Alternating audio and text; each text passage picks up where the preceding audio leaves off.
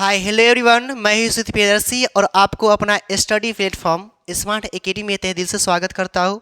तो बच्चों, आज की इस क्लास में हम लोग पिछले भाग 2 का दूसरा चैप्टर जिसका नाम है पाटलिपुत्र वैभव, इसके बारे में पढ़ेंगे।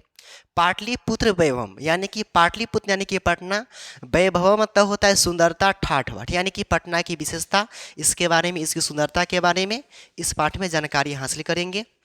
तो जैसे कि आप थंबनेल देख रहे हैं, क्या है तो पाटलिपुत्र वैभव, यह आपका क्या है तो पटना। और पटना में जो प्रसिद्ध है, फेमस जो है वह कौन सा घर है तो गोल घर है। तो यहाँ से भी एक ऑब्जेक्टिव क्वेश्चन बनेगा कि पाटलिपुत्र क्यों प्रसिद्ध है, तो किसके लिए प्रसिद्ध है तो गोल घर के लिए। यह क्या है तो आपका गोल घर है, ठीक है। यह क्या है आपका गोल घर है। तो पटना क्यों फेमस है, गोल घर के लिए, ठीक है। तो बच्चों, यह आपका क्या है तो गोल घर है। आपका पाठ का दूसरा नाम क्या है तो पाटलिपुत्र वैभवम। और यह जो आपका पाटलिपुत्र वैभवम जो है, ठीक है, पाटलिपुत्र वैभवम, पाटलिपुत्र वैभवम, दूसरा चैप्टर यही है, पाटलिपुत्र वैभवम ना, वैभवम।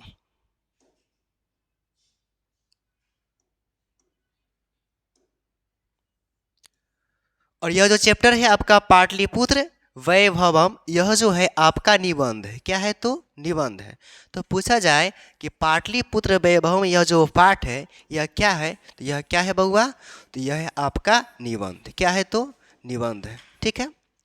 तो हम लोग इसके बारे में पढ़ेंगे, किसके बारे में तो पटना के बारे में, ठीक है। सबसे पहले आपको बता दें कि बिहार राज्यस्य राजधानी पाटलिपुत्रम अस्ति, यानी कि बिहार राज्य की जो राजधानी है वह पटना है। बिहार राज्य की राजधानी कहाँ है तो पटना। तो आपसे यदि ऑब्जेक्टिव में क्वेश्चन पूछ लिया जाए कि बिहार राज्य की राजधानी कहाँ है तो पटना, ठीक है। बिहार राज्य की राजधानी कहाँ है, पटना। बिहार की राजधानी, ठीक है, बिहार की राजधानी कहाँ है तो पटना, ठीक है। बिहार की राजधानी पटना है। यह जो पटना है इसका जो इतिहास है 2500 वर्ष पुराना है। पटना का जो इतिहास है यह कितना वर्ष पुराना है, यह जो आपका पटना है इसका जो इतिहास है ना वह 2500 वर्ष पुराना है। कितना वर्ष पुराना है तो 2500 वर्ष पुराना है। इस पटना में अनेक विदेशी यात्री आए जिनका नाम है मेगा अस्नीज, फाहियान, हुएनसांग, इत्सिंग। और ये लोग जब आए थे तो इस पाटलिपुत्र के बारे में यानी कि पटना के बारे में अपने पुस्तक में विस्तार से इस पटना का वर्णन किया है। तो आपसे पूछा जाए कि कौन कौन से वैदेशिक यात्री, वैदेशिक मतलब क्या तो विदेशी यात्री पटना आए थे, तो उनका नाम है मेगा अस्नीज, फाहियान, हुएनसांग, इत्सिंग। कौन कौन आए थे, तो आए थे मेगा अस्नीज आए थे। कौन कौन आए थे तो मेगा अस्नीज आए थे, मेगा अस्नीज, ठीक है, मेगा अस्नीज, फाहियान, ठीक है, फाहियान, हुएनसांग, उसके बाद क्या तो इत्सिंग। ये सब जो है कहाँ आए थे, ये सब कहाँ आए थे, पटना आए थे, ठीक है। इत्सिंग, ठीक है, इत्सिंग, ठीक है। तो मेगा अस्नीज, फाहियान, हुएनसांग, इत्सिंग, ठीक है, ये सब जो है कहाँ आए थे तो पटना आए थे, ठीक है। तो आपसे पूछा जाए कि कौन कौन से विदेशी यात्री पटना आए थे, तो मेगा अस्नीज, फाहियान, हुएनसांग और कौन तो इत्सिंग, ठीक है। और यह जो पटना है इसका इतिहास कितना वर्ष पुराना है तो 2500 वर्ष पुराना है।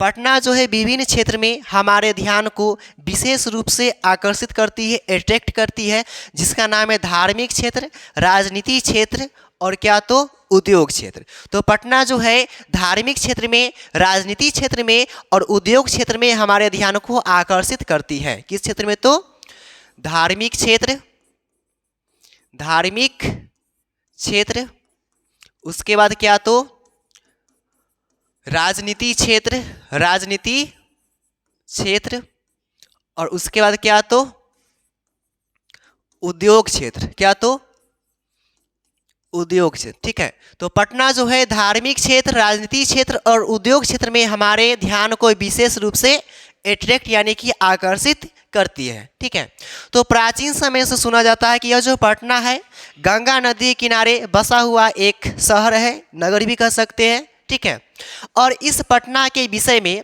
ठीक है, इस पटना के विषय में दामोदर गुप्त नामक कवि ने अपनी कविता कुटनी मतख्य में लिखा है कि अस्ति मही तल तिलकम, यानी कि पटना की जो मिट्टी है वह तिलक लगाने योग्य है। सरस्वती कुल गृहम, यानी कि सरस्वती का घर है। महानगरम, यानी कि महानगर है।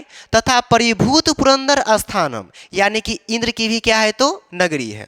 तो पटना की जो मिट्टी है तिलक लगाने योग्य है, सरस्वती का घर है, महानगर है, ठीक है, तथा इंद्र की नगरी है। यह बात जो है कौन बोलते हैं, तो यह बात जो है दामोदर गुप्त बोलते हैं। और यह बात जो दामोदर गुप्त है अपनी पुस्तक कुटनी मतख्य में यही बात लिखी है कि पटना की जो मिट्टी है वह तिलक लगाने योग्य है, सरस्वती का घर है, महानगर है तथा इंद्र की नगरी है।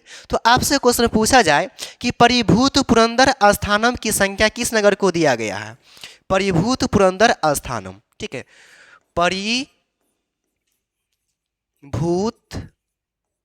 पुरंदर स्थानम, ठीक है, परिभूत पुरंदर स्थानम। तो परिभूत पुरंदर स्थानम की जो संख्या है, ठीक है, वह दिया गया है पटना को। किसको दिया गया है, पटना को दिया गया है। इस परिभूत पुरंदर स्थानम का अर्थ होता है इंद्र की नगरी। क्या होता है तो इंद्र की नगरी। और यहाँ से और ऑब्जेक्टिव का क्वेश्चन बनेगा कि कुटनी मतख्य किसकी रचना है। कुटनी मतख्य किसकी रचना है, तो यह जो आपका कुटनी मतख्य है यह किसकी रचना है, तो यह जो आपका क्या है कुटनी मताख्य, ठीक है, इसके जो रचनाकार है उनका नाम है दामोदर गुप्त। कौन है तो दामोदर गुप्त, ठीक है, दामोदर गुप्त। तो आपसे पूछा जाए ऑब्जेक्टिव में कि कुटनी मतख्य काव्य के कवि कौन है, तो दामोदर गुप्त। दामोदर गुप्त ने कौन से काव्य की रचना किया, तो दामोदर गुप्त ने कुटनी मतख्य काव्य की रचना किया। कौन से काव्य की रचना किया, तो कुटनी मतख्य काव्य की रचना किया। और इसी काव्य में लिखे है कि पटना की मिट्टी तिलक लगाने योग्य है। पटना की मिट्टी क्या है, तो तिलक लगाने योग्य है। पटना की मिट्टी, पटना की मिट्टी क्या है बउआ, तो तिलक लगाने योग्य है, ठीक है। उसके बाद कहा गया कि यह जो पटना है सरस्वती का कुलगृह है। पटना क्या है, सरस्वती का कुलगृह, ठीक है। सरस्वती का कुलगृह कहने का अर्थ होता है विद्या का केंद्र। पटना क्या है, तो विद्या का केंद्र है, ठीक है। उसका यह जो पटना है महानगर है। क्या है, तो महानगर है तथा इंद्र की नगरी है, जिसे हम संस्कृत में क्या बोलेंगे, परिभूत पुरंदर स्थानम। क्या बोलेंगे, तो परिभूत पुरंदर स्थानम, ठीक है। उसके बाद इतिहास से सुना जाता है कि यह जो पटना है गंगा नदी किनारे अवस्थित है। यह जो पटना है किस नदी किनारे अवस्थित है, तो गंगा नदी के किनारे अवस्थित है। और भगवान बुद्ध अनेकों बार यहाँ आए। तो जब भगवान बुद्ध अनेकों बार यहाँ आए यानी कि पटना में आए, तो उस समय यह जो पटना था उसका जो नाम है यह पाटलिपुत्र या पटना नहीं था। उस समय भगवान बुद्ध के समय में इस नगर का जो नाम था वह नाम था पाटलीग्राम। तो ऑब्जेक्टिव में क्वेश्चन पूछेगा कि भगवान बुद्ध के समय में पटना का नाम क्या था, तो पाटलीग्राम। भगवान बुद्ध अनेकों बार कहाँ आए, तो पटना आए। भगवान बुद्ध अनेकों बार कहाँ आए, तो पटना आए, ठीक है। भगवान बुद्ध, ठीक है, भगवान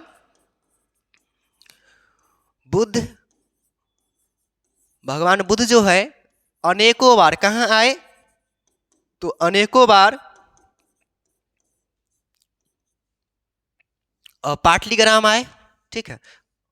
भगवान बुद्ध अनेकों बार कहाँ आए, तो पाटलीग्राम आए, ठीक है। भगवान बुद्ध अनेकों बार कहाँ आए, तो पटना आए। और भगवान बुद्ध के समय में ये पटना का जो नाम है, पटना का नाम किसके समय में, तो भगवान बुद्ध के समय में। भगवान बुद्ध के समय में ये पटना का नाम पटना नहीं था। क्या नाम था, तो पाटलीग्राम नाम था। क्या नाम था, पाटलीग्राम।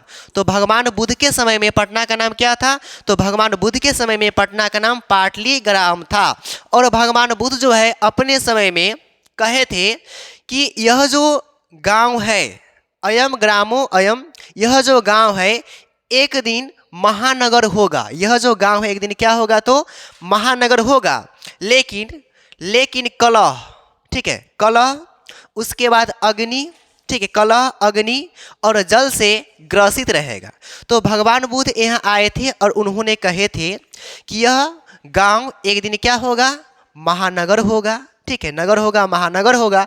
लेकिन यह जो है तीन चीज से, कितना चीज से तो तीन चीज से हमेशा क्या रहेगा तो ग्रसित रहेगा, ठीक है, तीन चीज से क्या रहेगा तो ग्रसित रहेगा।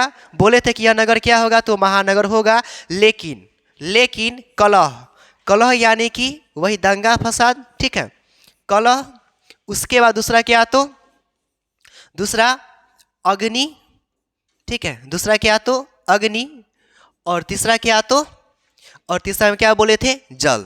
यह नगर जो है एक दिन क्या होगा, महानगर होगा। लेकिन यह जो नगर है कलह से, किस चीज से तो कलह से, ठीक है, उसके बाद क्या तो अग्नि से, उसके बाद क्या चीज से तो जल से क्या रहेगा तो ग्रसित रहेगा, ठीक है। तो आज की इस क्लास में हम इतना ही रहने देते हैं, अब नेक्स्ट डे बताएंगे। तो इसका हम एक बार रिवाइज करवा देते हैं आप लोगों को, ठीक है। तो आप लोगों से पूछा जाए कि पटना जो है, पटना, इसका इतिहास कितना वर्ष पुराना है तो 2500 वर्ष पुराना है, ठीक है। बोलिएगा आप लोग, बताइए पटना का इतिहास कितना वर्ष पुराना है, 2500 वर्ष पुराना है। पटना में कौन कौन से विदेशी यात्री आए थे, ठीक है, मेगा स्नीज, हुएन सांग, फाहियान और क्या तो इसिंग। पटना कौन कौन से क्षेत्र में हमारे ध्यान को विशेष रूप से आकर्षित करती है, उद्योग क्षेत्र, धार्मिक क्षेत्र और राजनीति क्षेत्र। बताइए पटना क्यों फेमस है, क्यों प्रसिद्ध है, गोलघर के लिए। किसके लिए तो गोलघर, यही क्या है तो गोलघर है। तो पटना यही गोलघर के लिए क्या है तो प्रसिद्ध है, ठीक है। यह क्या है आपका तो गोलघर है, ठीक है। यह जो गोलघर बनाया गया था अनाज रखने के उद्देश्य से बनाया गया था, ठीक है। उसके बाद कुटनी मतख्या काव्य के कवि कौन है, दामोदर गुप्त, ठीक है। तो पूछा जाएगा कि दामोदर गुप्त ने कौन से काव्य की रचना किए तो कुटनी मतख्या। उसमें क्या बोले हैं कि पटना की मिट्टी तिलक लगाने योग्य है, सरस्वती का घर है, महानगर है तथा इंद्र की नगरी है, ठीक है। बताइए भगवान बुद्ध अनेकों बार कहाँ आए, पटना आए। भगवान बुद्ध अनेकों बार जब पटना आए तो भगवान बुद्ध के समय में पटना का नाम क्या था, पाटलीग्राम, ठीक है।